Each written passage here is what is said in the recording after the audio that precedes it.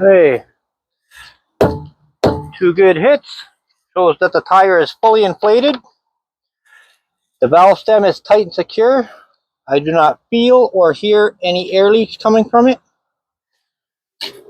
The outer tire wall, I do not feel or hear any air leaks. The tread side of the tire, I do not feel or hear any air leak. The inside tire wall, I do not feel or hear any air leaks. Tires and leaks. A minor defect would be the tire is leaking if the leak cannot be heard. In case of a minor defect, I would note it in my logbook. I would contact the operator. I would carry on with the day with the vehicle. A major defect would be if the tire is flat or if the leak can be felt or heard.